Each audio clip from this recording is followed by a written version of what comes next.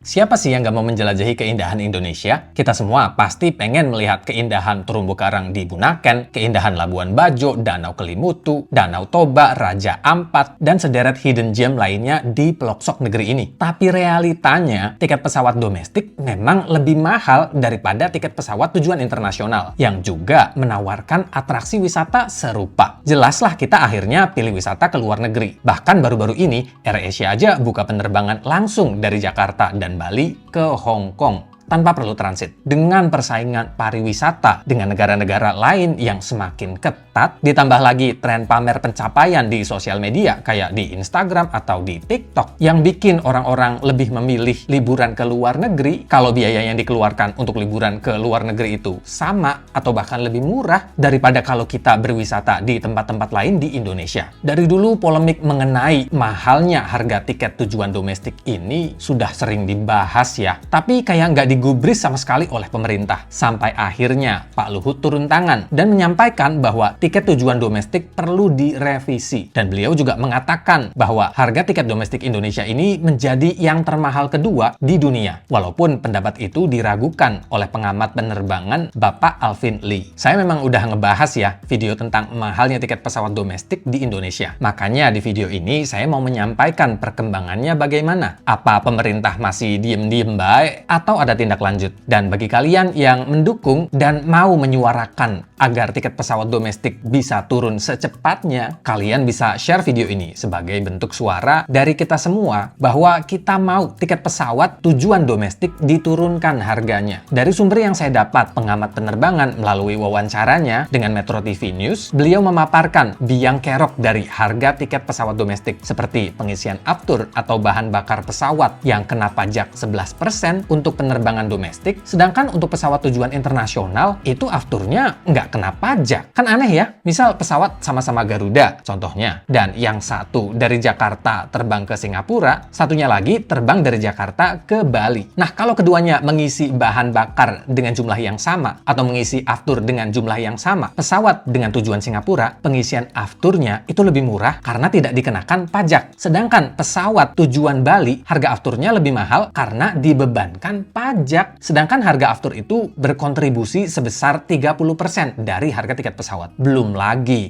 tiket pesawat juga dikenakan pajak 11%. Buset dah. Dan ternyata ya, pesawat adalah satu-satunya mode transportasi yang dikenai pajak di negara ini. Sedangkan kalau kita naik bis atau naik kereta, itu tidak dikenakan pajak. Selain itu, tiket pesawat yang kita beli juga dibebankan biaya lagi, yaitu biaya PJP2U atau retribusi bandara. Seperti contohnya, kalau kita terbang dari Bandara Soekarno-Hatta Terminal 3, itu kita dikenakan biaya retribusi sebesar 170.000 yang sudah masuk ke harga tiket. Dan sampai saat ini, komponen atau spare part pesawat untuk perawatan dan pemeliharaan pesawat agar tetap layak terbang demi keselamatan para penumpang itu kena pajak impor. Sedangkan di negara-negara lain, komponen atau spare part pesawat itu dibebaskan pajak impor karena pesawat dianggap sarana transportasi publik. Lah di kita malah dipajakin. Makanya nggak heran harga tiket ke luar negeri lebih murah daripada harga tiket pesawat tujuan domestik. Naik pesawat itu bukan semata untuk liburan ya. Di Indonesia itu kan negara kepulauan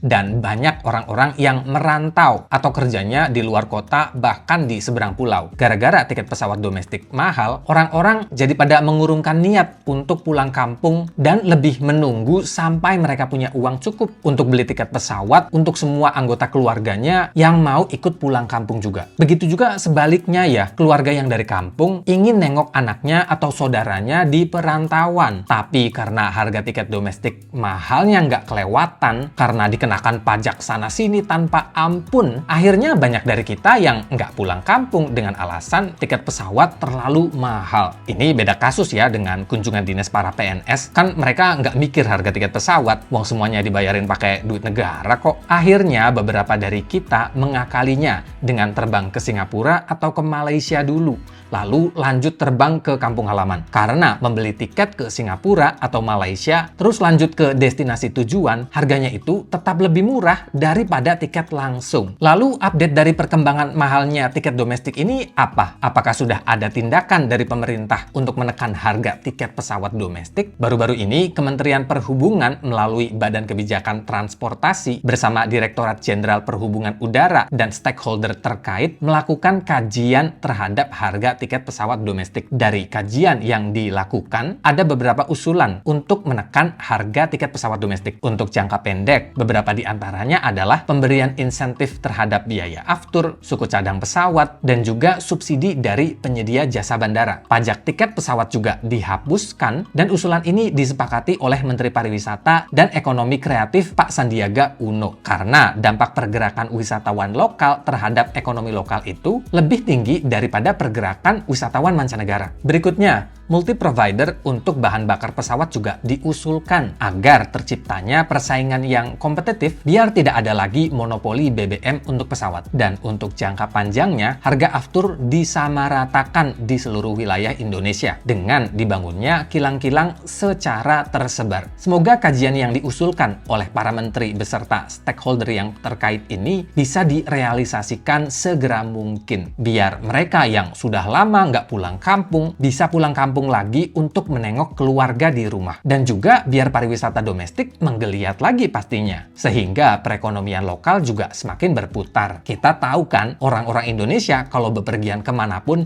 pasti wajib beli oleh-oleh. Apalagi kalau emak-emak belanja, pasti borong sana-sini. Sedangkan kalau turis asing datang ke Indonesia, itu jarang banget mereka borong belanjaan. Karena oleh-oleh bukan budaya mereka ya. Dan kalau mereka berwisata, mereka lebih mau menikmati tempat tersebut. Yang artinya, benar kata Pak Sandiaga Uno, dampak perekonomian lokal itu lebih besar karena pergerakan wisatawan lokal. Karena kalau kita berwisata, pasti rombongan sama keluarga, jajan, borong oleh-oleh, beli ini itu. Sedangkan kebanyakan wisatawan mancanegara yang datang ke Indonesia, terutama di Bali ya, karena saya juga sekarang tinggal di Bali, itu ya cuma makan di resto atau hangout di kafe, nongkrong di bar, berjemur di pantai, belanja-belanja itu jarang. Justru pusat oleh-oleh seperti Krishna atau Jogger itu lebih banyak dipadati pengunjung lokal. Lah kok tiket pesawat ke Bali malah lebih mahal daripada tiket ke Singapura atau Malaysia atau bahkan Thailand? Ya emak-emak yang suka borong belanjaan jadinya malah borong belanjaannya ke luar negeri. Akhirnya, negara-negara tetangga juga yang meraup cuannya. Harapan saya sebagai pegiat pariwisata, semoga pemerintah mengambil tindakan sesegera mungkin untuk menurunkan harga tiket pesawat domestik kalau mau perekonomian Indonesia makin maju dan merata. Terima kasih sudah menonton video ini dan sampai jumpa di video berikutnya.